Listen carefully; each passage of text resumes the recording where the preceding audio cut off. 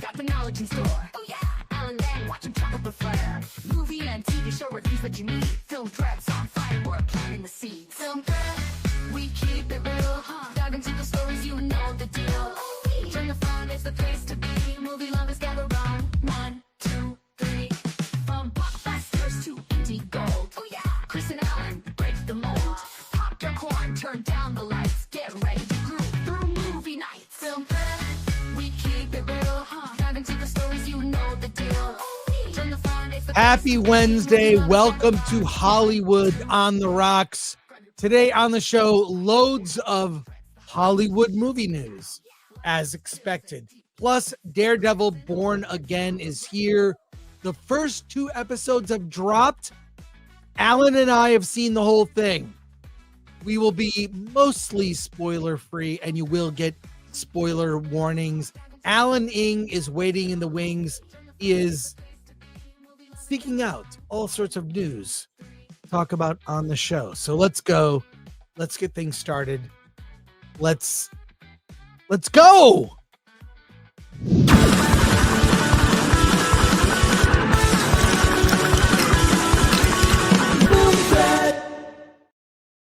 I know he's here somewhere. Man to woman, woman to man, penis to vagina. Penis to vagina? Penis to vagina. Penis to vagina? Penis to vagina. Penis to vagina? Penis to vagina.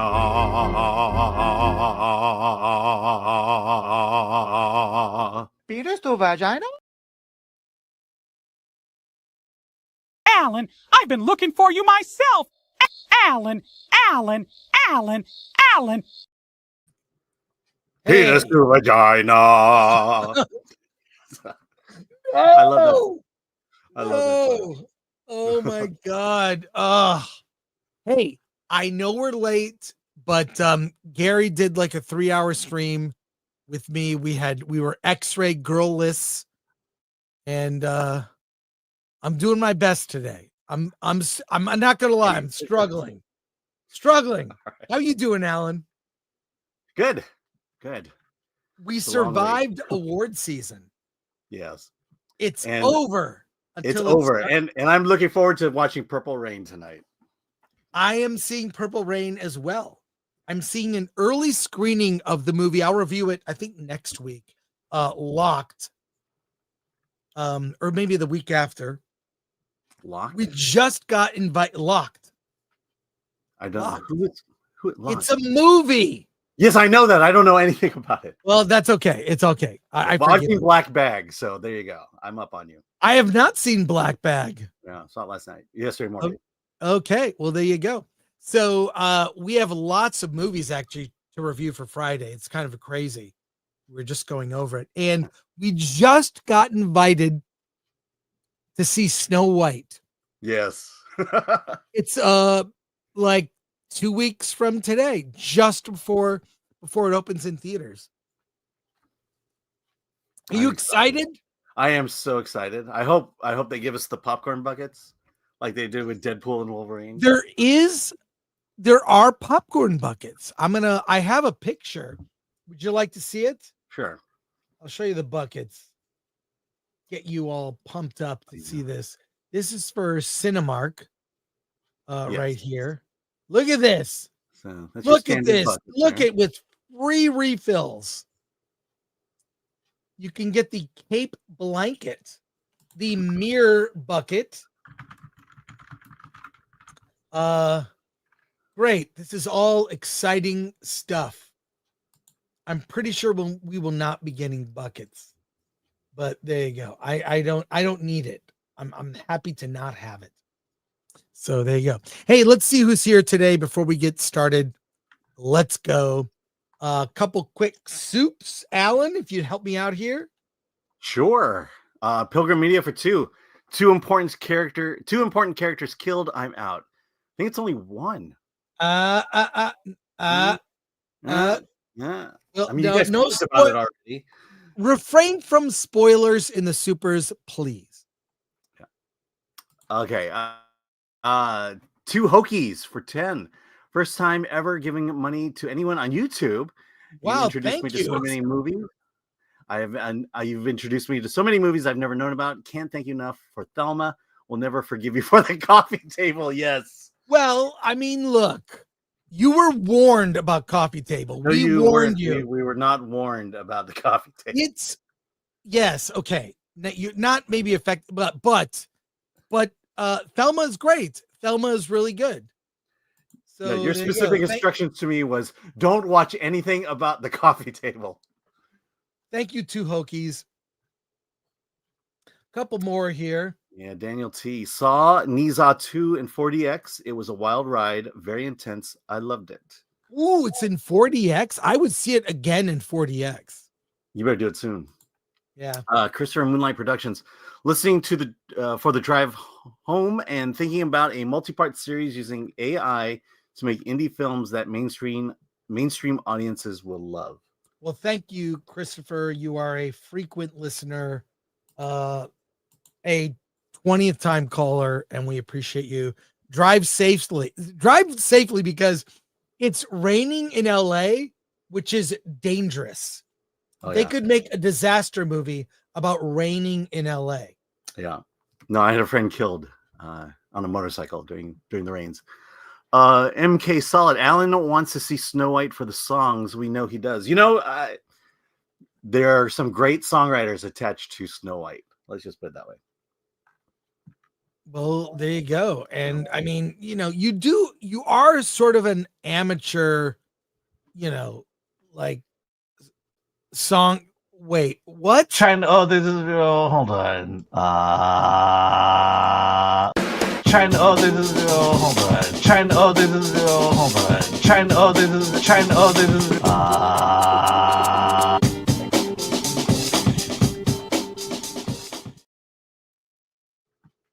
See, you're very prolific.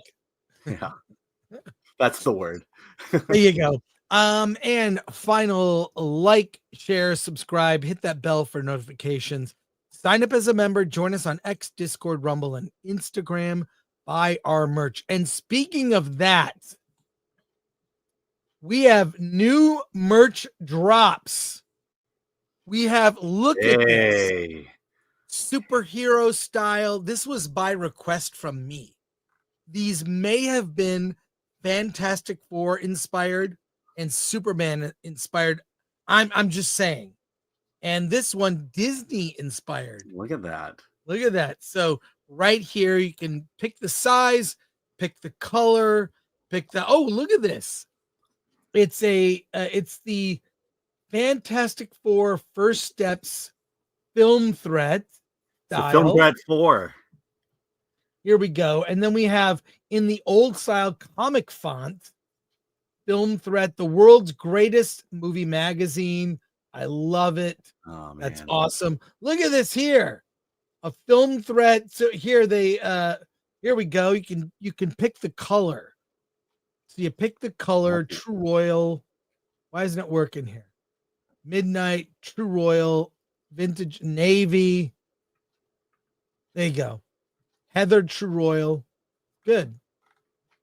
So love it. And then other styles here. And this is based on the Cinerama Dome, the Cinerama logo.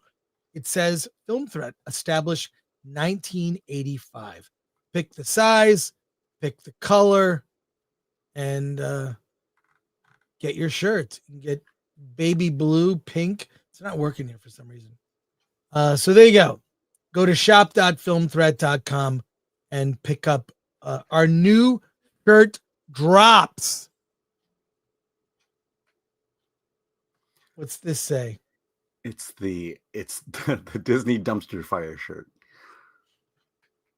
Oh, I'm sorry. Eddie Brock, 9043 for $249. Gore, be a tank. Spoil episode 5 of Daredevil. And we'll get there, I guess.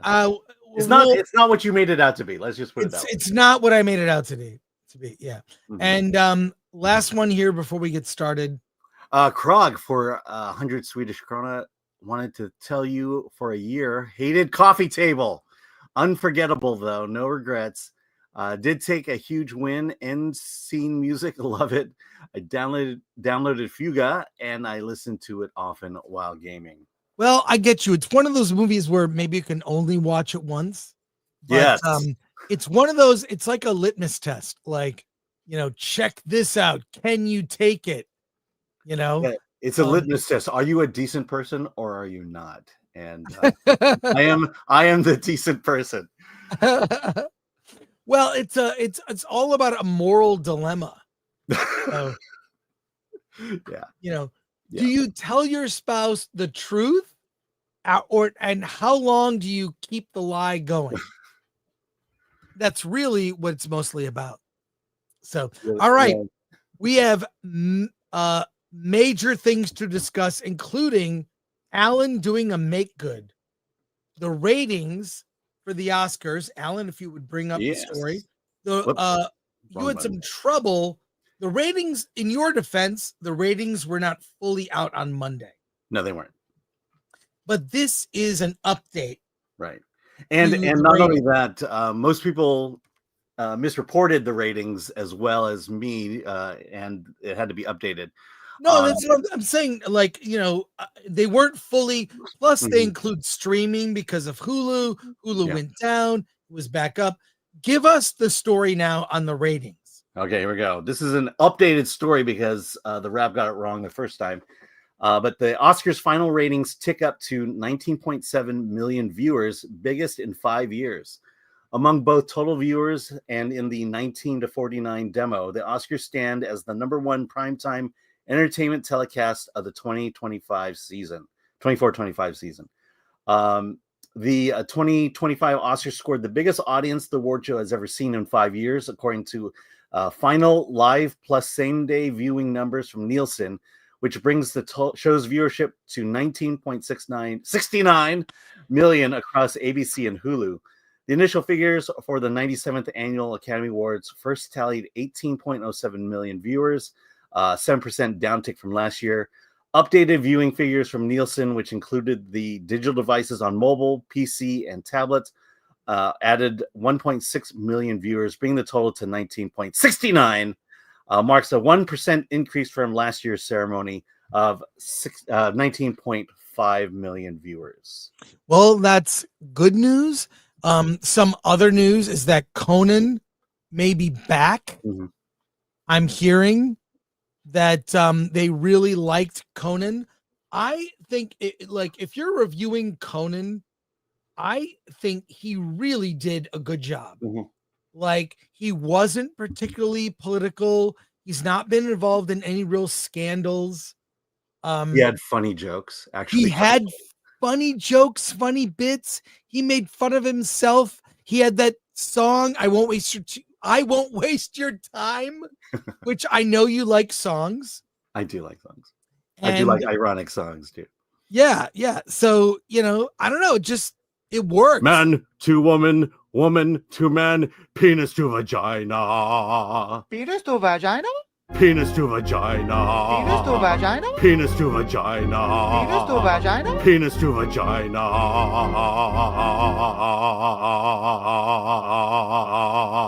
Penis to vagina?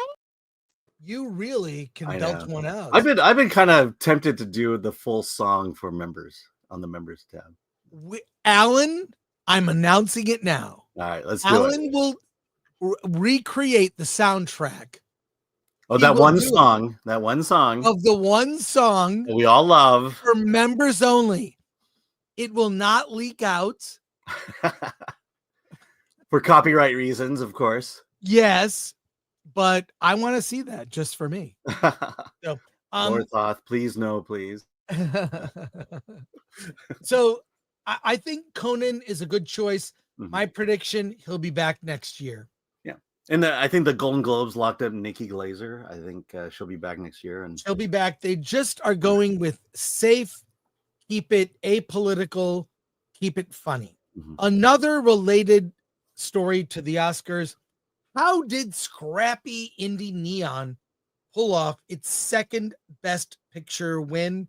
Alan, bring up the story. And then we've got 2 trailer reactions coming up too. But this story, I want to get the Oscar news out of the way before we get to Daredevil. So let's discuss. All right. Yeah, let me If you would zoom in and all right. kick us Inside off. Nora's Oscar victory, how Scrappy Indie Neon pulled off its second best picture in 5 years. The first being Parasite. In the run-up to the Academy Awards, Neon took a unique approach to scoring the season's top prize for Nora. While other studios spent money on tried and true strategies from tastemaker screenings to glossy ads, Neon pulled up a tow truck in front of the Los Angeles Auto Body Shop for a pop-up Nora merchandise sale in November, complete with branded T-shirts and thongs. Some 300 fans queued up before the vehicle arrived, and for its first screening of the film about a Brooklyn escort who marries a Russian oligarch's kid, the boutique distributor filled the audience with sex workers rather than Oscar voters. We follow the beat of our own drum, says Tom Quinn, Neon's CEO. The idea of pandering to a campaign as opposed to being who you are as a film is a big, stark difference. We never play to the campaign. We always play to the filmmakers, and audiences in that order. Did you go to a screening, a critic screening? I never did. Okay. I never did. I saw Nora at an early screening. Mm-hmm. It was early access at AMC, which is available to anyone who can buy a ticket. Yeah. So I did see it early at AMC, but I was never invited to his. Now, to be fair, between you and me, I don't like screenings. Mm-hmm. I don't like them. It's a sterile environment. It's generally not the best theaters. Sometimes it's a screening room with, like 30 seats. You're sitting there. No one sits next to each other.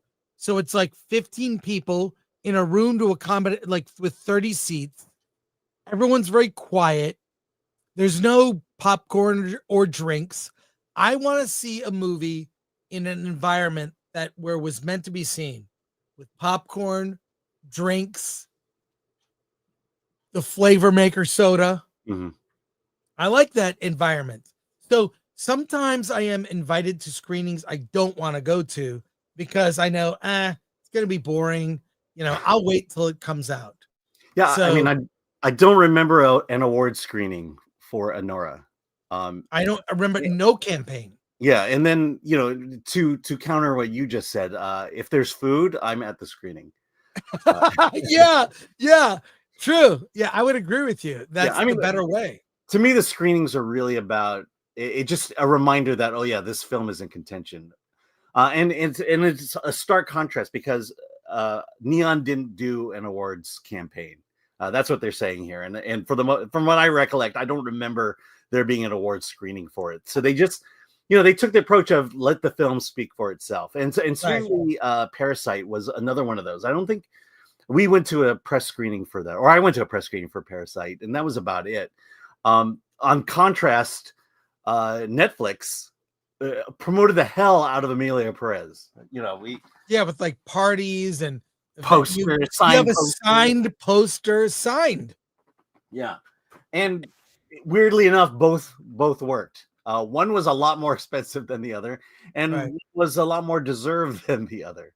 I mean, I can't imagine. I mean, I do remember Emilia Perez having a massive push, and when it started getting the nominations, it was like, oh my god, yes, you can buy your nomination, and apparently now you can buy an Academy Award as well, especially when it comes to best song.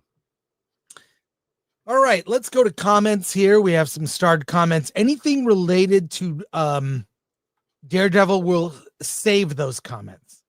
So we're not ignoring you. Yeah. All right. From Snarky Distinct Nugget. Hey, welcome back for $4.99. Howdy. Thank you for that. Nugget. Thank you for the support. For Krog for 50 Swedish krona. P.S. Coffee table. Jesus iconography in the hair and beard of the main character. Him carrying up the table box to the stairs is Jesus carrying the cross. Very astute observation. I was just too appalled to have noticed that. Rodney McKay. Neon should do a heavy metal live action film and make it very comic accurate. Why don't they just make a heavy metal film? You don't need to make a live action. Live action with nudity and violence, ultra violence. It'd be great. And nudity. Snakes and Funerals. I hadn't heard of Anora until it won Best Picture. Yeah, that was the date night movie for my wife and I. No joke. MK Solid. Alan's pizza review need to be a thing. Well, if they change their pizzas, I'll do it. JTP RX just finished the 2 episodes of Daredevil. It was pretty good. And we're saving these. Hold on. We're saving Daredevil till Daredevil. Okay, yeah, sorry about that. All right. Snakes and Funerals, a member for 24 months. I second the heavy metal live action. It would be amazing. Like a Sydney Sweeney rock opera kind of thing. It'd be great. Yeah. Alan, a new cartoon show is about to debut. This cartoon show, we've had many families featured in sitcoms and in cartoons. The Flintstones is a prehistoric family. That's the Jetsons is a futuristic family, and the Simpsons is a family that reflects middle America. Number one, Happy Family USA is something on a completely different level. You have not seen this. Am I correct? I've seen bits, but I've not seen it. You have not seen the trailer. I've not seen it. This is the trailer. This comes from the comedian, I believe, we'll talk about it after. Yeah, Rami Youssef. Why don't we watch it and we will respond after you see this trailer. Here we go. Hey, Alan. Yeah, hey. This is from comedian Rami Youssef. It is based on his memories as a kid growing up, and it takes place in 2001 when 9/11 happens. What are your initial thoughts? I have thoughts. Okay, well, the biggest one is if I could draw your characters, it's a bad animation. Yes, the art is pretty bad. Why can't we just get some real artists and do this right? Who is this for? I mean, I get it. This is the standard trope of ethnic families in animation and on television. It's the, we're misunderstood. We play into every stereotype. I don't, obviously I've not seen the series. I don't know if it's funny or not, but I've just seen the trailer. I've just seen the trailer. I don't think it's funny. Did you laugh once, genuinely? No, I mean, again, we're just playing into stereotypes. It's the white stereotypes of Arab families, Persian families, and then Persian family stereotypes of how they see themselves and where they find the funny. I'll be honest, didn't work in Chinese families. I'm not sure it's exactly going to work here. I hope Amazon didn't spend a lot of money on it. Congratulations for getting your show made. But I nothing there compels me to say I need to see this, or nothing tells me that you have something profound to say. It's just a retread of the whole ethnic family comedy television. Other than does have something to say. Other than I'm a victim, and this is meant to humanize Muslim families in the United States post 9/11. Recently post 9/11. I just think, why don't they do the story of a Christian family living in Iran? Yeah. What would that be like? A Christian family living in the Middle East. Yeah. What would that show be like? So how many episodes will they make? I don't think this is propaganda at all. Mm-mm. I don't think it's propaganda. Do you think it's propaganda? I don't, but Mindy Kaling might as well have made this show. Right. That's like if you want, I'll be honest, if you want a good Muslim family show, Ms. Marvel is probably the best one out there. Ms. Marvel was actually, the family aspects were the part that worked. Yeah, not the superhero. The superhero stuff. Remove the superhero stuff. You actually have a fairly decent Disney Channel Muslim family show. Right. But I hate just the think, animation. I hate yeah, the animation, the style, the art, they look it looks crude. I don't know. It's we'll see how people react to this, but I really think this is the Santa Inc. of animated shows. It's intending to do one thing, it will probably backfire. That's all I'm saying, because I mean, we shall see. Yeah. We shall see. Well, But yeah. the comments on this video are insane. It's already been ratioed. Let me go through some of the top comments. I'll just read them to you here. Oops, sorry about that. Okay. Right. Let me read through the comments. Okay.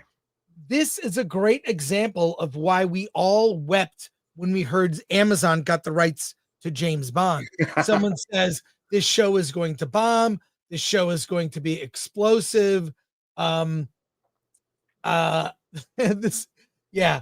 Yeah. Someone says halal in the family. Family probably runs a shop called Aloha Snack Bar. I mean, it's just the Society of Magical Muslims. What the F was Amazon thinking? DEI, if DEI were an animated show, I mean, yeah, are they saving all the funny parts for the next trailer? Who the heck thought this was a good idea? Canceling Prime, Santa Inc. 2.0. So, yeah, someone says now let's do a Christian family in Iran. So, yeah, I comes out in April. We'll be looking closely at it, and I'm really, really curious. Yeah. Let's go to your comments here. Ryan Landis. Right, you gotta.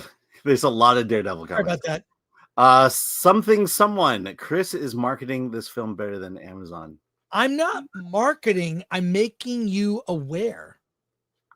So I'm just saying, as someone who's keenly aware of ethnic family comedies, this one does not stand out from any of those. It's the same retread of stories and jokes. Rhaegar Targaryen, did they not get the memo that it's 2025? Yeah. Ryan Landis, wow, what trash. Totally predictable and goofy. Good thing they didn't try to be funny too, or did they? Look, I'm still getting free shipping.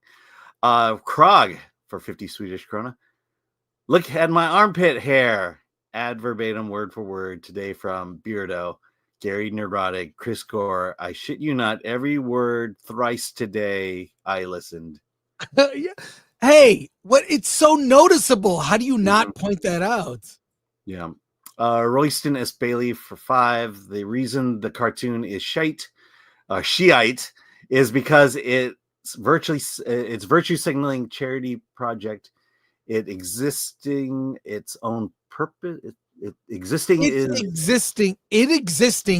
is its only purpose. There's no artistic purpose. Yeah. Bumbledore for 5. The story of a Christian family living in Iran would be a short show, maybe 3 episodes if they're lucky. Yeah. Pilgrim Media for 2. Sorry for the thing about the thing, guys. Yeah. It's all good. What's up with that? It's all good. Over on Rumble from Volume Dealer 1 for $1, I'm calling it with creepy facial features. Kristen McDuffie is a scroll. Okay. Okay. We'll get. Let's save the Daredevil. I'm getting confused here. Let's save those for later. Yeah. Nope. That's a Daredevil one. That's okay. All right. Everyone wants to talk Daredevil. I know. One more thing. We'll get to Daredevil. We'll do one more item. We'll do Daredevil. Then we'll go back to more because we have a lot of news. So, and we originally had an interview scheduled for today that is being rescheduled. That's okay. We're all good. We're interviewing 2 people on Friday. So let's go to the next story here. It's coming. You have been waiting for it. Bambi the Reckoning. It's a movie that exists. and it's from the universe of horror films based on IP that is in the public domain, right? Yeah, public domain slasher films. Public domain slasher films is a thing. This just dropped. I'm very excited. 7 hours ago. I have not seen this. I'm usually on top of it. I have not seen Bambi: The Reckoning. Be warned, this could be graphic. Alan, are you ready? Yes. To have your Disney memories trampled. Here we go. Let's watch it together.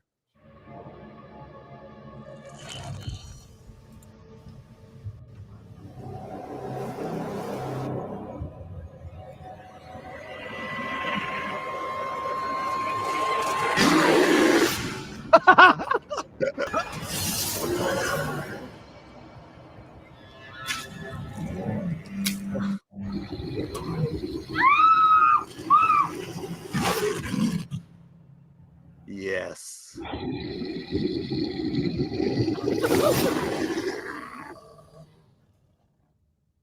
Alan, I'm just gonna say it. I'm all in. This looks way more fun than I Heart Willie. Way more. It's like, I don't know. The one I liked the best was Pooh, Blood and Honey 2, Part 2. That was fun. It was very much. I mean, look, you can't take it seriously. Bad CGI deer killing people, beheading people with antlers. Will this destroy your memory of the Disney classic? And when are we seeing it? I feel like people want this movie after watching Bambi. If there was ever a Bambi horror film, I mean, after watching Bambi, you have to think to yourself, this is prime for a horror film. Yeah. I am really looking forward to this one. Yeah, I agree with you. Pooh, Blood and Honey 2 was good. I liked Peter Pan. I don't think you liked Peter Pan. But definitely Pooh, Blood and Honey, the first one, was god awful. And I'm glad they're able to keep that momentum going and make more of these. And let's see how far they could string this along. I plan to see it. It looks like dumb fun. Yeah. No one can take it seriously. As long as lots of people get killed and the kills are creative. It's important that kills are creative, right? They have to be creative. Otherwise, what's the point? So I will go see it. And and I think that was the problem with what? Yeah, I think the problem with Pooh, Blood and Honey was the problem with Pooh, Blood and Honey was it wasn't that creative in terms of kills. It was part 2 was creative. Part 2 was very good. Yeah, the first one. Yeah. All right, let's go to your comments here. Yes, Matouine, where's Thumper? Let's see. Jimmy Francis, a public domain slasher is going to be its own subgenre soon based on how many are coming out. Yes, and thank you, Jimmy, for being a member. We appreciate it. So there you go. All right. Snakes and Funerals, Cocaine Deer. Yes. All right. Bill S. Preston, Esquire, FYI, if something is dripping on you from above, don't look up with your mouth open. Sage advice. So here we go. One last comment. And Peter Yannick for £5. Finally, DEI made something good. Trans Bambi. No, Bambi's a boy. Oh, no. Bambi's a boy. All right. Okay. Let's get to the main event here. Daredevil Born Again review. We will do non-spoiler discuss episode 1 and 2. Then we'll get to spoiler. So let's break this up. And we will discuss Daredevil in terms of and we'll give we will give a test. Can you hear what I'm saying? Yeah, no, the screen. I'm trying to figure this. Something just okay, happened. you don't have to speak aloud your inner monologue. Okay.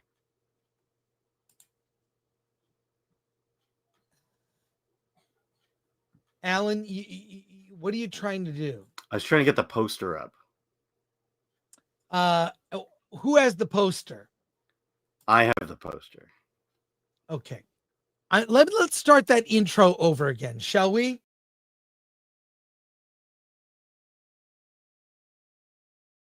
What's going on here? Hey, What's happening? All right, let's talk about Daredevil Born Again. The series debuted on Disney Plus with the first 2 episodes. We will be non-spoilerish in the beginning, and then we will get into spoilers, and we will discuss, as Alan and I have seen all 9 episodes of the series. We will discuss in broad terms what's to come. And we'll keep that spoiler free, except for one thing that the chat keeps asking about. We may get into that. But Alan, give your impressions of episodes 1 and 2. Okay, so we talked a little bit about it, but episode 1 is basically an episode where we pick up where everyone left off. Matt, Foggy, and Karen, they're running their own practice, and right off the bat, horrible things happens at the bar that they're at, and someone dies. Someone important dies. Should I mention who it is, or should I? Spoiler free. Spoiler free. All right, someone Until important we put dies. Spoiler warning. All right, someone important dies. Something horrible happens. Bullseye comes in, starts shooting up the bar. Daredevil stops Bullseye by throwing him off the roof. And that kind of ends the first 15 minutes. And then a year later, Foggy and Karen are gone. Take that however you will.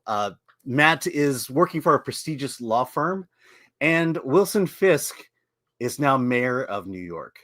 Or he's running. Yeah, he's running for mayor of New York. And the first episode kind of just sets the pieces in place. In the second episode, it's a year later. Fisk has won. He is the mayor of New York. And what begins happening here is that the series really is about Matt and about Wilson. And it's about the two of them trying to fight their nature. Matt has given up vigilantism. He is no longer Daredevil. And Fisk, for whatever reason... Well, he's no longer he's no longer Daredevil after events that take place in the very first episode, the first like 15 minutes. Right. And Fisk is very honest and honest about wanting to make New York a better place. He ran on that. He has separated himself from his criminal past. And the question is throughout the entire series is, can Matt stay away from becoming Daredevil again? And can Wilson Fisk stay away from his past and run New York City legitimately? And that's kind of what this series is all about. And that's probably it in a nutshell. And I'll say this. It is the best thing that Disney Plus has done. Mm-hmm. Marvel Disney Plus, the best series, having seen the whole thing. The bar is pretty low. It is not better than the Netflix version, but gets close at times. I will say this. It's also R-rated. It's a show for adults, and in many cases is hard R-rated. I mean, there is some violent moments that are shocking. Right. Yeah. Well, the first 15 minutes is right up there with it. Yeah. I out loud said, like stuff happens that's shocking. So it's just very good. Even when, and this is what you see throughout the show, is what you realize, because the best scene is really Fisk and Matt Murdock meeting at a diner, having this tense conversation between the two of them and getting to know each other in an odd way. And them with the knowledge, both of them wear masks in public, right? Their mask is a forward-facing public mask. I mean, the Kingpin is doing everything he's doing to run for mayor to even be a more successful criminal. And Matt is keeping his Daredevil, the devil within, in effect, like just hidden. And that tension for both characters is beneath the surface. the entire series, and it's so well done. It makes everything so much more dramatic. Mm-hmm. The thing that doesn't work are every side character. I mean, I would roll my eyes at at a lot of the new side characters. This one attorney, uh, uh, played by Nikki James, Kristen McDuffie. Like, these side characters are just kind of just like, okay, all right. Um, uh, Yusuf Khan, played by Kapoor. Kapoor.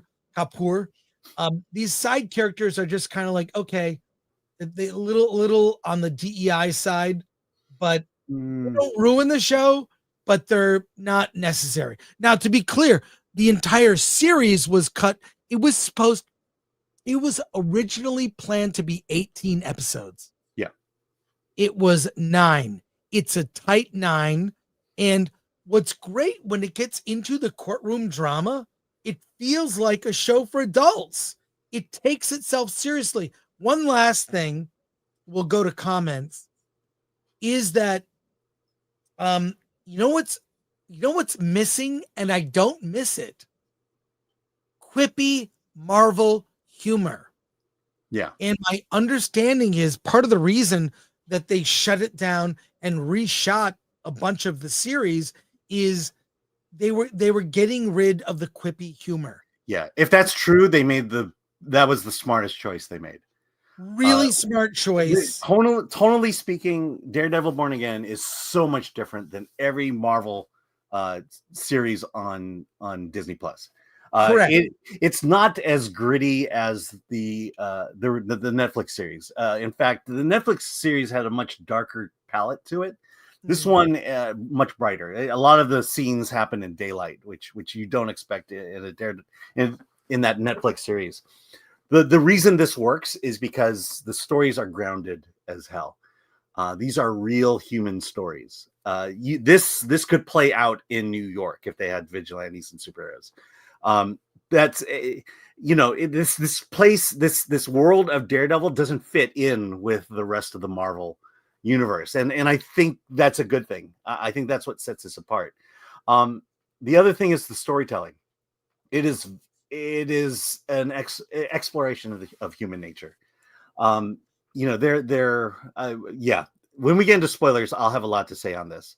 But it is just a really good. It's a really good human drama, and I think that's what we've been wanting from Marvel for a very long time. I think we wanted this from television for a very long time. If far surpasses anything Star Trek has put out, except for Picard season 3, everyone else, I'll just end by saying this is definitely a season 1, and that there is a season 2, and I'm excited about season 2 because they've put in things in place in the last episode that really takes things in a different direction and an exciting direction. Because this is the theme. The big theme of this is what does a supervillain do when he's mayor of New York? Yeah. And what does that involve? And as much as Fisk is trying to stay on the straight and narrow, he can't. And it really, the second season really ramps that up.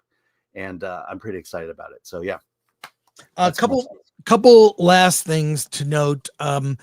What I also like about it is the city itself is a character. It's a character in the show, the Dark City, and they use a device that's right out of Boondock Saints, where they interview people on the street. What do they think of crime in New York? What do they think of vigilantes? And it's people's comments are, well, the vigilantes are kind of helping because the cops are not doing their job, but it's a device lifted right out of Boondock Saints.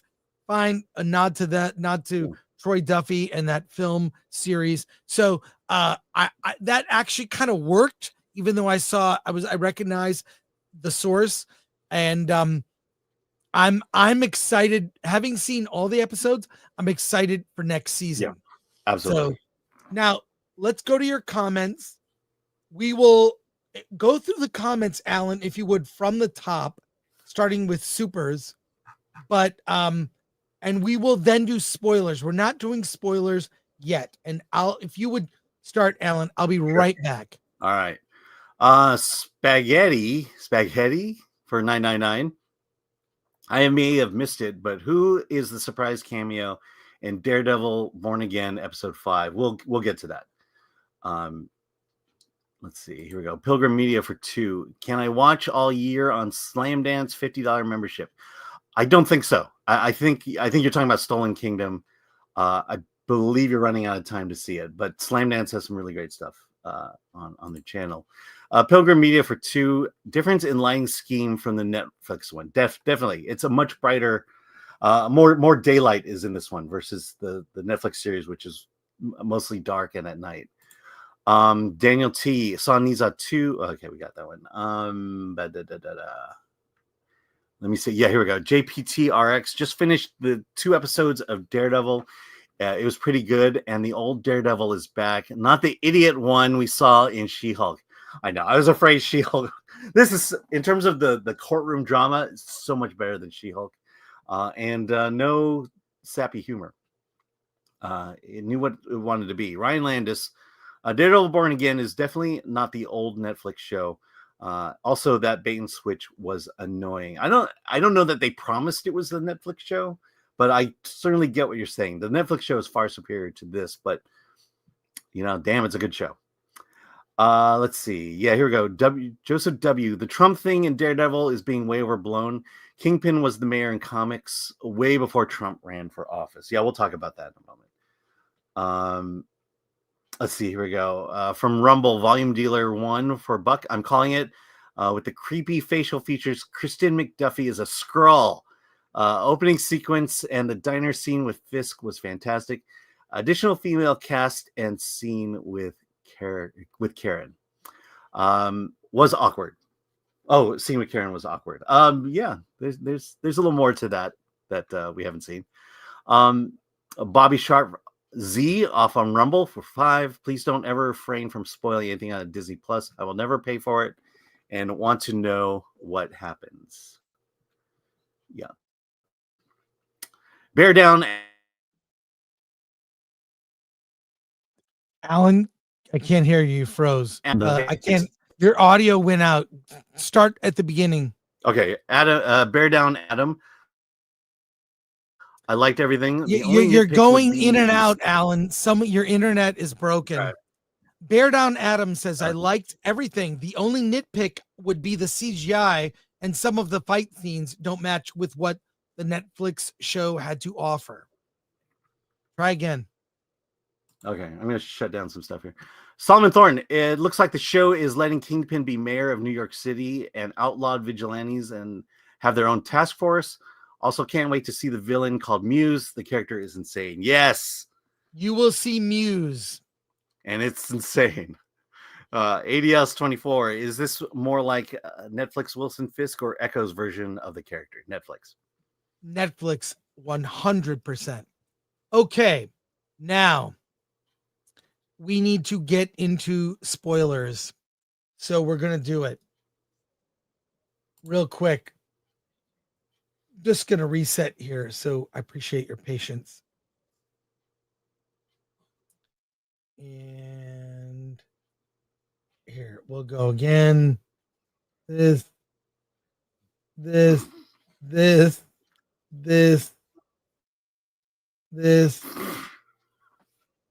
we go. We're talking spoilers now. You have been warned. Spoilers for episode 1 and 2. Then we'll take a break, do more comments, and then we'll get into the rest of the season. Alan, now I'll give you a warning. We are full on spoilers. Yeah, we're about to drop a big one, which you probably know about. And Foggy is killed in the first episode. He's having in the first 15 minutes. Yeah, literally the first 5 minutes. He's having a pleasant conversation with a woman. He's sort of dying in a way like he's being mocked actually by Karen and Matt Murdock, how he's kind of like, he Making has no movies. game. He Yeah. has no game with women. It's a cute human moment at a bar, a little Irish pub. And then what happens? What happens, Alan? He gets killed. He's sent out for a phone call. Bullseye shows up, kills him, and then starts killing a lot more people. And which turns into an epic fight that goes from the bar to the rooftop and ends with Daredevil just tossing him from the roof. And he survives. Poindexter, or Bullseye, ends up he's whisked away to prison. One would think he died. He does not. He is still alive. That is the big spoiler in the very first episode, where Daredevil is, he's in the episode as, he's obviously he's Daredevil. After that, it cuts to 1 year later, and he has hung up the horns. He is no longer Daredevil. Yeah. And he is. Yeah. His death shattered everything. Karen moved to San Francisco. Yeah. So a year later, it's the sentencing of Bullseye. That's where we're at. And we kind of catch up to see what happened, the ramifications of it. Karen and Matt have kind of drifted off because of his death. And then Karen is now out of the picture. And that's kind of the ending of the first episode. It's shocking. And people are going to be pissed off about Foggy's death. But as Gary from Nerdrotic pointed out, this happened in the comics. And, people die in comics, they come back. I mean, for those of you upset about Foggy, it could have been Foggy's twin from another that we just never knew about his twin. Or is from another multiverse. It could be a multiverse Foggy. It could be Skrull Foggy. We don't know. In the comics, and this is a spoiler, in the comics, Foggy faked his own death and was put in the witness protection program. So all I'm saying is people die a lot. I will say this on the death. He's dead for the whole show. Yeah, the whole he's dead. series. He's dead. He's dead. And this goes, it's, the events, take place a year later, and he does not come back. He's gone. So now the originally was planned to be 18 episodes. They did 9. So this is like a split season in a way. Mm-hmm. And there you go. So that's the big spoiler. Now in episode 2, and what I really like is it's just as exciting with Matt not being Daredevil as it is when he's Daredevil, right? Mm-hmm. I will say some of the things, they kind of turned him a little bit into Spider-Man with his cane flipping around and using. They've always done that. That's been my problem with the original Netflix. They did it a little too much for my taste. Yeah, but no, they do it all the time. It bothers me too. Yeah, but all I can say is this is the kind of drama you want. Mm-hmm. And I think it was a way to kick off the show that was shocking and amazing. And, yeah. Look, they killed Spock in Star Trek II, The Wrath of Khan. Then they made a movie, a sequel to that, called Star Trek III, The Search for Spock. It's kind of a spoiler in the title of the movie.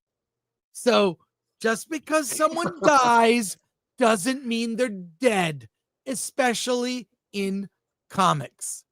Alan, any final thoughts? And we'll go to comments. Yeah, I mean, do we just want to talk about the first week, or how far just down do we episode 1 and 2? Episode 1 and 2. Okay. Yeah. Look, he's dead. Foggy is dead. But I'll just go to the note. One comment here from Robot Shlomo. Killing Foggy in the first 5 minutes was an amateur move. After which, where are the stakes? The question is, who killed Foggy? Who set up the hit?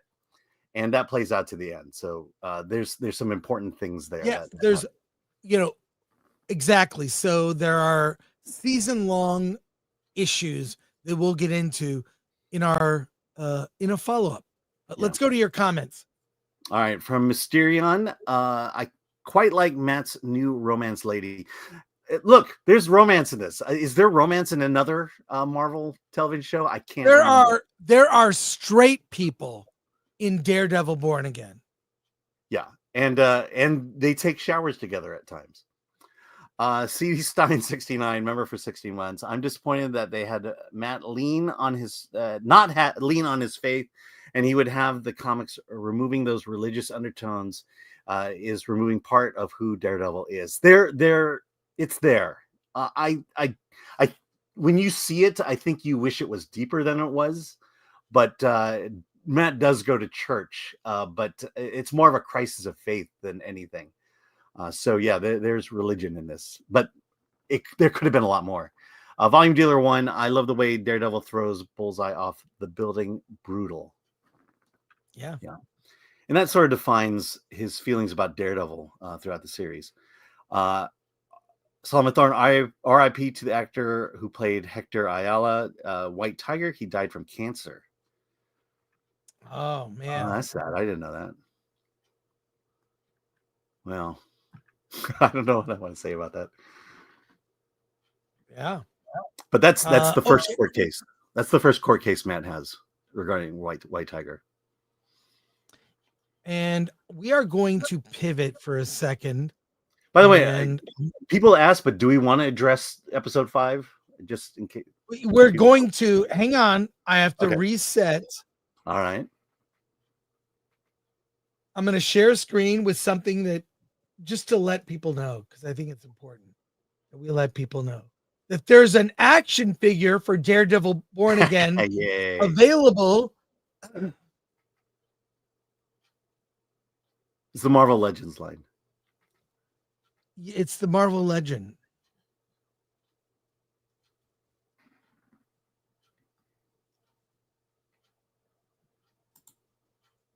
Hang on. All right. See, what you should do when I'm doing this is just talk to people. I know. Or I could just tell you what I'm not doing, because we're doing a full season review with non-spoilerish. So, spoiler-ish. We will get into some minor spoilers. We will not ruin the ending of the season, which also is episode 9 of Daredevil Born Again. Hold on to your hats. It's violent and shocking events that will make you die to see what's coming. But let's talk about full season, the sort of review in sort of a pastiche of what's to come. Alan, give your thoughts, non-spoiler, and we'll let you know when there'll be minor spoilers. Yeah. I mean, like I said, the big thing is there's kind of this deal that I think you got it in episode 2 where Fisk is basically saying he doesn't like vigilantes and Daredevil better not show his face or they'll be held to pay. And then you have the Kingpin, just trying to subdue his nature, which spoiler in this case, he can't do. Tiger can't change his stripes, so to speak. But a lot of it really is that battle between, we do get basically 2 court cases that Matt goes through. Very interesting. One involving the White Tiger and the vigilante, and then also and ends in a very superhero way, which I really liked. And then the second one is Muse, which I mean, Muse is horror. It's pure horror. Muse is like a horror villain on the scale of how do you even say it? It's on Jigsaw. It could be like Jigsaw from the Saw series with Muse. It's very dark and violent, and the Muse storyline is fantastic. Yeah. The other thing we're talking about is Wilson Trump? Is Wilson Trump? And I'll be honest, I know I heard what you said on Gary's. I think he's more Trump than what people are letting on, and not that it's not our opinion of Trump. It's someone who has severe TDS, imposing their feelings of who they think Trump is, and then placing it on Fisk. And maybe it's not a direct representation of Trump, but that if they could shoehorn something in, they'll do it, and they do it on a few occasions. Well, I think people are overplaying the Trump comparison. I think it's like, and also villains have been the mayors of cities, the Penguin. Even in the 66 Batman Adam West TV series, Penguin ran for mayor, right? So it's happened with Lex Luthor. So, I mean, it's happened in comics. It's kind of become a trope at this point. Yeah. So, I mean, you can't just graft onto the most famous politician onto it. I'm going to review a film later this week, Mickey 17. That is overt. That is Trump. Okay. In this, I don't see it as much as other people. Yeah, I mean, I get what you're saying. There are shades of it. He's definitely a populist. But I'll also say this: the Michael Gandolfini character is 100% Harry Sisson. Well, there you go. Yeah. I will get into this episode 5 of the series, which I think had the potential to be one of the best episodes. And this is a spoiler, so be warned. Episode 5 of the series takes place on St. Patrick's Day. And the entire city, there's a St. Patrick's Day parade. Everyone's wearing green. The city is festive. It takes place during the day. Matt Murdock goes to a bank to get a loan. And who is the loan officer? Kamala Khan's dad, who talks so fondly of his daughter, Kamala, who's gone out to the West Coast. Anyways, how many times does he mention Kamala in the entire He episode? mentions Kamala Khan an insufferable amount of times. Yes. To the point where I'm like, when is Ms. Marvel going to show up in the show? Here it is. He does not. Yeah. It is clearly, he invites Matt Murdock to their house to have dinner with his daughter. And then that doesn't happen. Now, may that happen in a future episode? Who knows? But episode 5 had the potential to be one of the best episodes. It's a bank heist. So some robbers come in. It's St. Patrick's Day. There's a heist. And Matt Murdock has to, in a stealth way, take out all the robbers, all the guys doing the heist, and kind of keep it on the down low. He's just a blind lawyer. Great episode. Kind of ruined with Kamala Khan's dad kind of being this sort of whimsical side of it. That's and they completely set up that Ms. Marvel will be in the very next episode. And then that does not happen. So make of that what you will.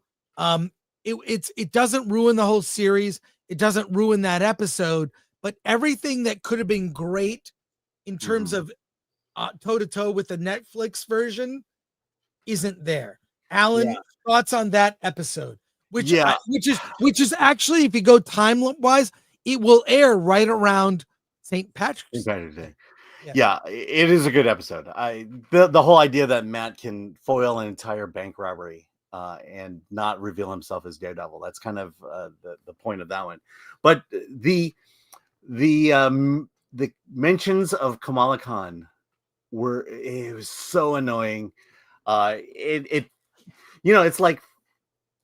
like fathers, when fathers talk about their daughters, it feels kind of natural. In this case, you just felt like it was, for some reason, they just needed to mention her because I guess kids who like Kamala Khan will then watch this show. It just didn't feel natural. That's my point. To me, that's the standout problem of the entire series. I do like the fact that, we got White Tiger who has superpowers, Kamala Khan here. I do like the fact that they're not they don't bring in the powers. It's just Daredevil doing his thing. Punisher is in several episodes. He does his thing. And there's no there, everyone's just a really bad guy with heightened strength and things like that. No, I like the fact that it's not a full-on superhero film with superpowers, and we're not seeing mysticism. So Doctor Strange isn't in this thing. I do like the fact that they do again keep this show grounded, and I think that's its strength. Is that it is a superhero show, but it is one that we can kind of relate to. Yeah, the groundedness is what makes it just so watchable. And like it does what really good TV needs to do. As soon as I finish an episode, I'm dying to know what happens next. And that's what the show does that almost no other Disney Plus Marvel show or Star Wars is the worst at it. Because you're not invested. I'm invested. Yeah. Charlie Cox and Vincent D'Onofrio as the leads, they have to get major props. They are so good in these roles. They're so vital to the show. They are just, it's I can't think of anyone else playing Daredevil, with all due respect to Ben Affleck. Yeah. Like he's so good as this character. Yeah. Amazing. In fact, it's just, he's the most human in the Marvel universe in a way. Mm-hmm. Yeah. And that's the thing is the show is about what it's like to be a superhero or to have a secret identity. And it really follows along it just asks those questions. What would a guy who's trying to protect his identity do here? And then there's a moment where the show becomes Sopranos, where Wilson and Vanessa need to go through couples counseling. I think in lesser hands, this would have been played for comedy. But instead it's played for reality. The whole point here, or the key conflict here is that Wilson went off and disappeared and left Vanessa to do everything, to keep the company going, to keep the crime going, and that he was nowhere to be found because he was off sulking because Echo had such a profound effect on him. He was a pussy for 2 years, and now he's back. And and there's a lot of things that happen in this couples counseling session that felt very Sopranos. It felt very Sopranos, but just the fact that the therapist is Daredevil's girlfriend or new girlfriend, and that there's some real issues between Fisk and Vanessa, Wilson and Vanessa, and again, this is why I love this series, because it's not just about superheroes. I'd like to see more fighting.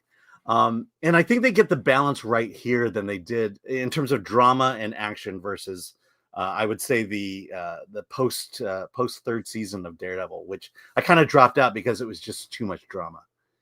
Well, I will say this: the conflicts are so well set up, where you have Wilson Fisk as mayor trying to put a face on to, like, there's a great scene, I think it was episode 3 or 4, where Wilson Fisk is visiting a school and the children are singing to him badly, and he's trying to keep his composure, but the kids suck. The kids are terrible at singing, and just him sort of sitting there, like, listening to the kids, being patient, and seeing these like third graders sing badly was so funny.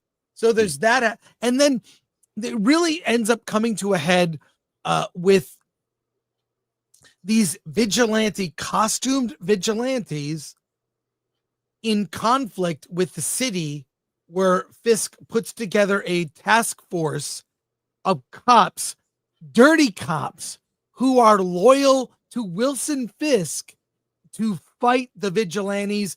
It is the episode 9 comes to a head where there's the most shocking act of violence ever in a Daredevil show, and that's saying something. Yeah. I can't, you know what I'm talking about? Yeah, I do.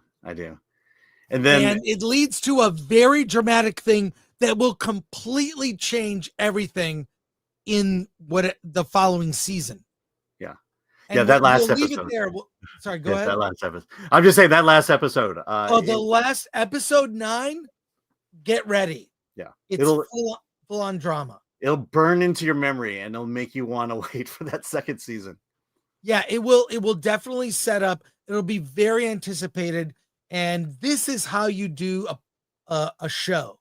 I want to know what happens next. Mhm. So kudos to them. We've seen all of them. I will say this. It does stick the landing and makes me excited for what's coming in the next season, because things are very much unresolved.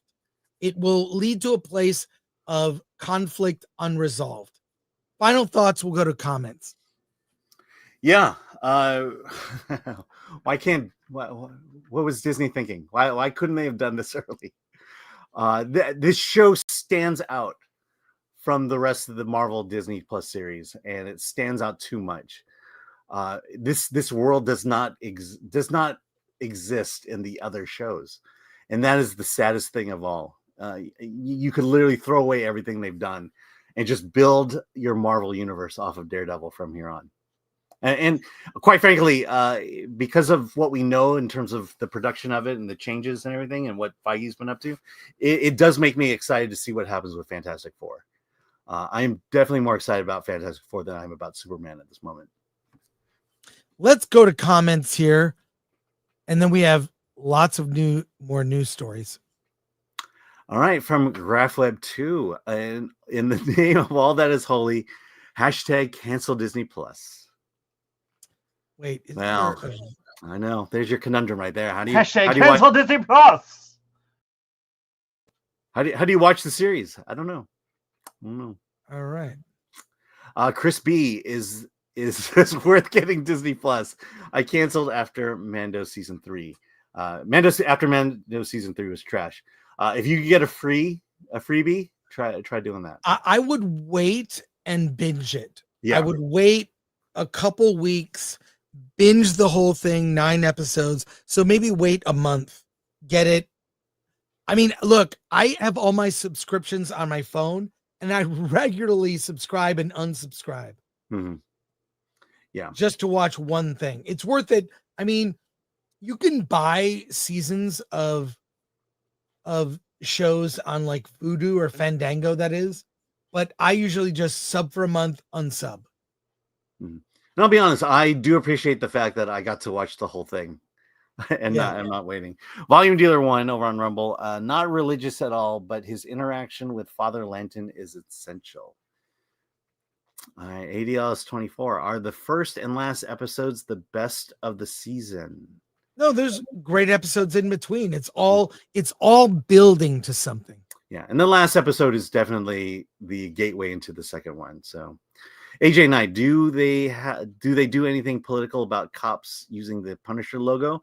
I am worried about where they're going with the skull logo and cops. Yes, there's something around that, and Punisher is involved. C Sign 69. Chris, was Falcon in line behind Matt at the bank about to get denied a loan again? No. Funny though.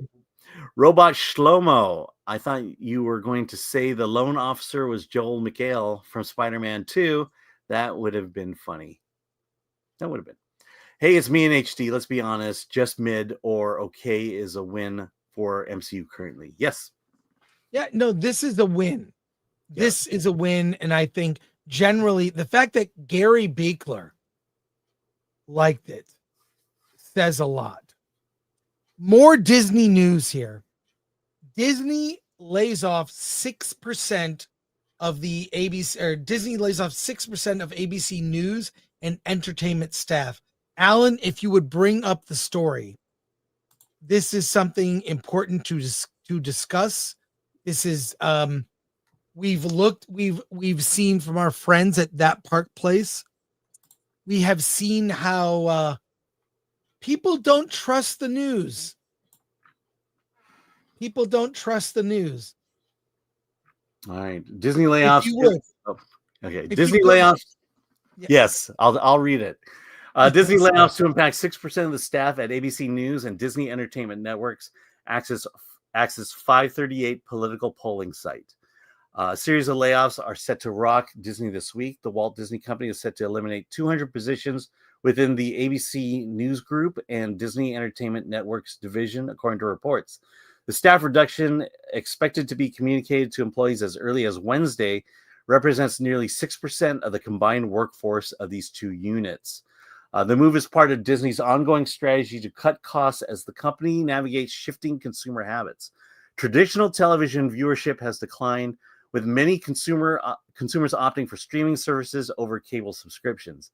This shift has also affected advertising revenue, prompting Disney to reevaluate its investment in legacy media while directing resources towards sports and entertainment content in the streaming market. Among the most significant changes, Disney is shutting down 538, a political news site known for election forecasting. The site, which employed approximately 15 people, will be eliminated as part of the cost-cutting measure. 538, originally founded by statistician Nate Silver, gained prominence for its analytical models and aggregated polling data to predict election outcomes.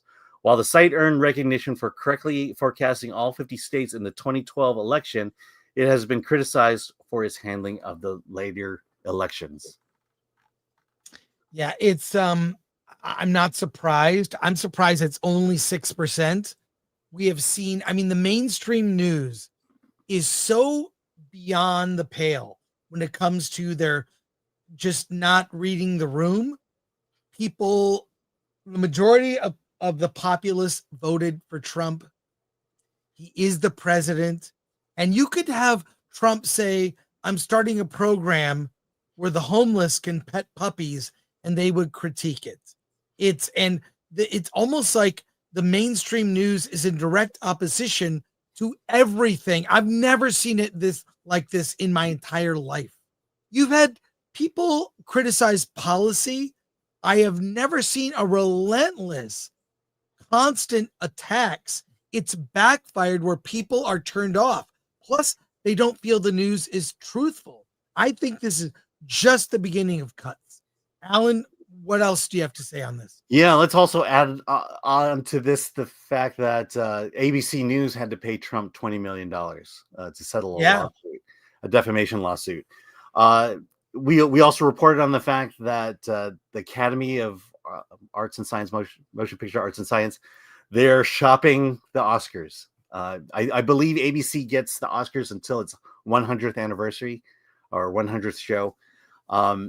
It says something about the state of network television at the moment, that we are all moving away from network television and moving to streaming. I mean, I'll be honest, I still have DirecTV. I still have regular television, but I don't watch ABC, NBC, and CBS anymore.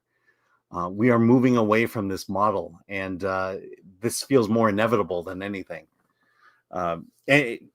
Again, if we just can't trust the mainstream media anymore, and this is just a sign of that. Let's go to your comments here. Mike MC Wong, they need to lay off KK, Kathleen Kennedy. I don't know what that has to do with ABC, but ADLS24, fire the weatherman, save the brand. Spidey Sensei 72, Disney is getting the Doge treatment too. They deserve it. Yeah. Fresh note, cutting costs is not a strategy, it's a necessity. Yeah. And Matthew Hammond, people want authenticity, not news readers. We just want the truth. Just tell us the truth. Yep. All right. And I think we've got we might want to save that for Friday. You want to? Okay. Or not. Yeah, he does address it specifically. Let's save that story for Friday, because then we can get into spoilers about Mickey 17. Right. But we're going to end today with a story about Hollywood is at a tipping point. Alan, if you would bring that up and read the first part of the story. This is from David Poland's The Hot Button. It's a column on a Substack. David Poland is a analyst, commentator, film critic, who is, I'm going to let you know, he is a very loyal lefty, very anti-Trump. I would not say he's necessarily TDS. He's a pragmatist. Can you bring up the story, Alan? Yeah. Here we go. This is from his Substack, which I recommend people subscribe to. You can Google David Poland, The Hot Button, or link will be in the description. What this is, a series of stories, and we'll follow this. He is calling out that the industry is well beyond the point where minor changes will fix things. Almost every Hollywood institution is in trouble. If you would read from the top, Alan. Sure. This is one of those pieces that I really don't want to be writing, but I can't seem to escape it. Awards events are in trouble. Independent film is in trouble. Festivals are in trouble. And like the legacy media companies faced with flipping their linear television business strategy to streaming, these organizations seem unwilling to make the very much needed transition to whatever might be next. Fearful of losing what they already have, even if what they have is showing clear signs of serious and unrelenting shrinkage. Ironically, what troubles a lot of the areas that are having all kinds of troubles are also directly connected to progress, is how the world engages with filmed entertainment. Awards. The Oscars are not the only award show crapping the bed in terms of viewerships. The Emmys have not seen 10 million viewers since 2017. The Grammys is number 2 to the Oscars. It hasn't seen 20 million viewers since 2017. The Golden Globes, whether a scummy nonprofit or scummy for-profit, also last saw 20 million in 2017.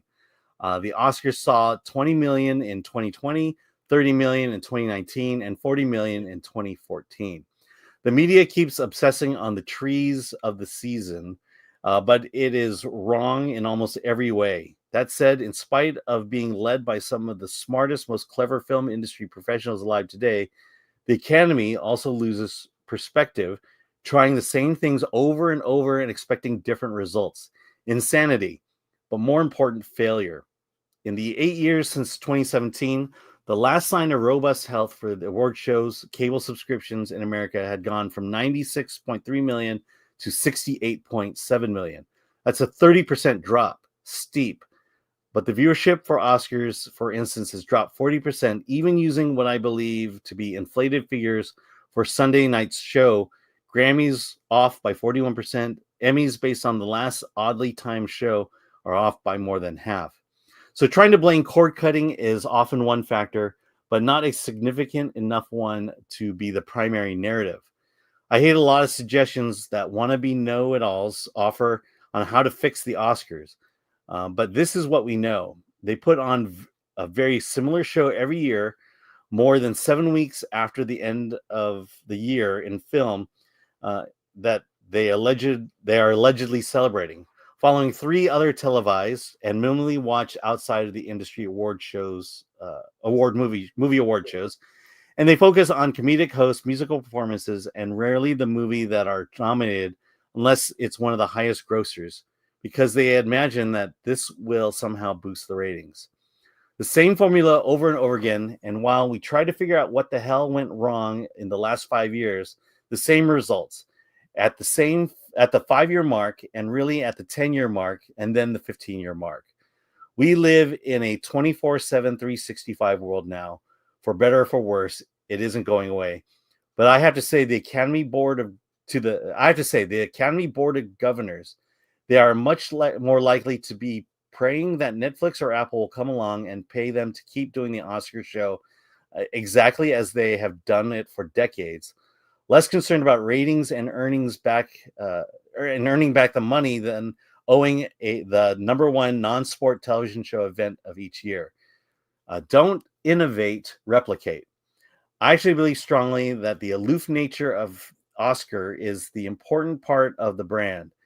So I'm not looking to turn it into a game show or something wildly different. The difference I would suggest are how Oscars is presented to the public. Change requires change. You can leave it there. Um, he basically is going through. People don't like award shows now. Less and less people like it. I would say this: certain other things have died. The traditional 3-camera sitcom filmed in front of a studio audience with a laugh track, that's like an old format. Mhm. Since The Office changed that. It changed the way. Now there'll always be comedy, but different forms of comedy. It evolves and changes. There's not, while there is still slapstick as a comic form, a comedic form, people are not making Three Stooges things today, right? And Oscar is not keeping up with the times. Film festivals, Alan and I have discussed, they are way out of touch. And independent film on a mainstream level, I would say this: the effort to make indie film and foreign films mainstream, it never was. It's always a sliver of a market. Like, indie film is the jazz of movies, right? Jazz, people like jazz music, especially experimental. It's a section in the record store. It will always be there, but it will never be mainstream. It will never be huge. That is indie film and foreign. I love indie film. It's an acquired taste. So while I love a good Marvel superhero series, if it's done well. I love a good tentpole spectacle Hollywood movie when it's done well. And I also love indie film and a foreign film, but those are like, they're not for everyone. They're not mainstream. So I think the public's taste is changing. Obviously, it's changed when it comes to news, and award shows, festivals, indie film are going to have to kind of realize where they are. Also, here's the problem too. Last thought. We'll go to your comments. These things are niches, like I compared to jazz, right? It's a niche of a thing. It's okay to be small and profitable. But the problem is when you're constantly pushing a type of movie and then people say, I'll check out an indie film, and it ends up being some horrifying thing. They're like, I don't think I'll try indie film again, right? Like even whether it's trying a kind of food that isn't regularly eaten, right? You're like, I'll try this thing. You have a bad experience. You don't revisit it. And that's why it's diminished. Anything you'd like to say? I want to go to comments. Yeah, there's an interesting observation, and it came right here. The Emmys hadn't seen 10 million since 2017. Yeah. Oscars hadn't seen 20 million since 2017. It's funny that he's focusing on 2017 because what happened at the end of 2016? Yeah. I think part of the problem is the fact that for some reason something happened in 2016 that broke the brains of Hollywood. Right. And that everyone started just pushing this narrative of, of course everyone hates the Orange Man. And so they leaned into it. And we soon found out that not everybody hated the Orange Man, and not everyone was disgusted by what the Orange Man was. And that all the witch hunting, all the Me Tooing, just really turned people off. And what happened was it turned off your prime audience. And then when you tried to cater to the younger audience, thinking that they were into this whole DEI stuff, you found out that young people don't care about it either. And that we are losing young people. Because I can tell you when I during the last few years, why didn't you see the Marvels? Why didn't you see this? Why didn't you see that? 100% the response was the response I got was because it looked lame. And kids and youth know well, obviously they know what's good because you watch something. If it's good, it's good. And they're not seeing that. And as much as, I'm still going to keep saying it. Hollywood did it to themselves. And this position that they're in is because they decided for some reason in 2017 to radically change the way they tell stories, radically change the people who tell stories, and I'll just add to the fact that they got rid of all the people who knew how to tell good stories, animate good movies, and we were left with junk. And again, you have to come to the conclusion that Hollywood did it to itself. Yes, all of these wounds are self-inflicted from Hollywood. Self-inflicted wounds, completely avoidable only if they had self-awareness and could wake up. Let's go to your comments. All right, David Smart for 5. Hey, this question is the both of you. It's for the both of you. What's your favorite DVD in your collection? Mine is The Thing. I bought the special Blu-ray for $250. Oh, The Thing. 2001: A Space Odyssey. Alan? Mine is the original release of Little Shop of Horrors, the musical, on DVD, because I bought it and then they pulled it. And so I had one of the very few, because it had a problem with, they had the original ending in it, but there was no color to it. And, they pulled it. And this is literally at the beginning of the whole DVD boom. And I still have it. And it's not worth as much as it is if I had sold it when it was hot. Joe is not a Fed for Two Canadian. Hollywood embracing Oscar's lack of genitalia. Yeah, exactly. Christopher Moonlight Productions. Every time I talk to someone from Hollywood about the changing times, I realize that I'm trying to get through to someone who believes that Hollywood always existed and can't conceive that it could end. Pilgrim Media for 2. And Hollywood doesn't have the USAID money anymore. Yep. Yeah, I bet they were getting it. Matthew Hammond. People want authenticity, not newsreaders. They want the truth. They just want the truth. ADL is 24. I feel like we get This is Hollywood's Tipping Point article every month. Well, this will be a series, but what I'm saying is the series is from someone who is a lefty and sees what's going on. This breaking right here, look at this. This is Daredevil. Yeah. That's your Daredevil, folks. That's your Daredevil. Yeah, that's episode 5. Episode 5 of Daredevil is really gonna shine. All right. Solomon Thorne, Hollywood needs to change like they did in the 60s and 70s. New and better leadership has to come in. Yeah, Hollywood nearly collapsed in the early 70s and was really out of touch. And people like Spielberg and Lucas, who were in their 20s, they were kids, and they rolled the dice on these two kids. And look where we are. Their influence resonates to today. Yeah. Well, I mean, that male and pale is stale. You have no idea now how true that was, and how Hollywood embraced that by getting rid of people who knew what they were doing, to replace them with someone who wasn't white. Mr. James Bondtube. Nobody's in trouble. They're just restructuring. This always happens after their franchises run dry. But you got a sense they knew how to fix it. And I don't get that sense just yet. Someone. If I ever want to stay awake, I'm put Alan reading. It really does something to me. You have no idea how hard this is. David Smart for 5. Chris Gore, what happened? If all the superhero movies and TV series flop this year, does it mean the genre is dead? Yes. In July, and I'll even present here, if you go to shop.filmthreat.com, there are 2 movies they need to succeed. That is the Fantastic Four and Superman. If those movies succeed, go to shop.filmthreat.com, get your Fantastic Four inspired shirt. There are 2 of them. Get your Superman inspired shirt. There are 2 of them. If those don't succeed, those 2 movies in July, the genre Hollywood will pivot. I don't know what they'll pivot to, but they will pivot. But thank you, David. for your generous You- super chats. Do you think if Fantastic Four fails, that Avengers could get scrapped?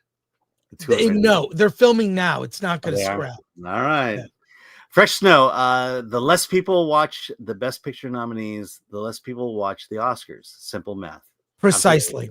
Mhm. Precisely. And we will leave it there. Although, wait a second. Alan has a little treat for you. Alan has a treat. Yes. Before we get to the treat, Okay. I want to mention that Film Threat is a sponsor of the Credo 23 Film Festival, March 28th through 30th. Go to credo23filmfestival.com. Please go there and get your tickets. That is Justine Bateman's festival, and Alan and I will be there. Mhm. And so will Justine. It's in Los Angeles at the American Legion Hall on Highland Boulevard. Here's a look.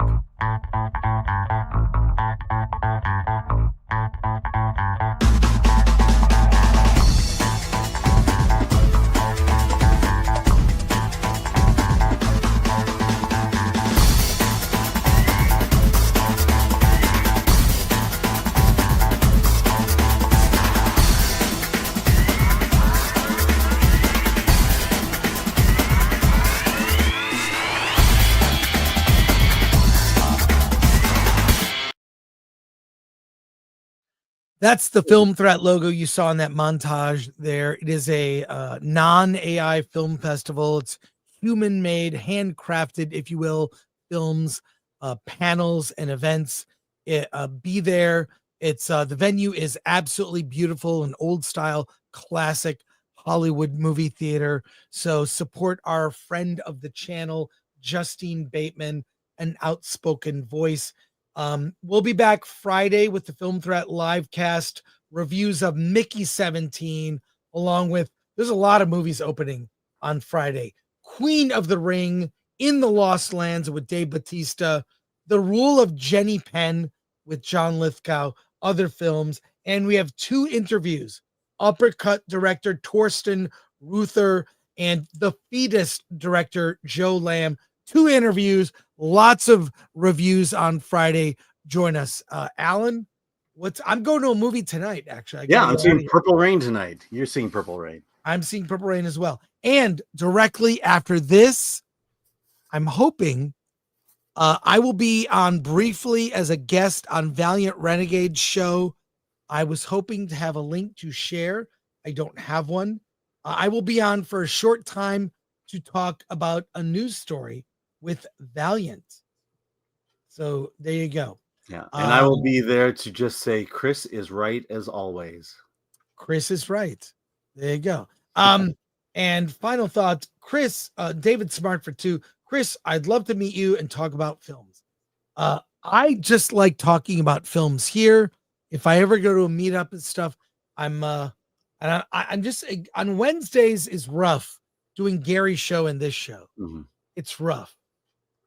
I'm very tired. So have we officially announced the meetup or not? Or no, are you going? I don't know if I'm going. Okay. Honestly, and thank you to our mod, Lord Thoth and Atomic Lori. We appreciate her. She nailed it on those new designs. So there you go. Anything else? Man to woman, woman to man, penis to vagina. Penis to vagina? Penis to vagina. Penis to vagina? Penis to vagina. Penis to vagina? Penis to vagina.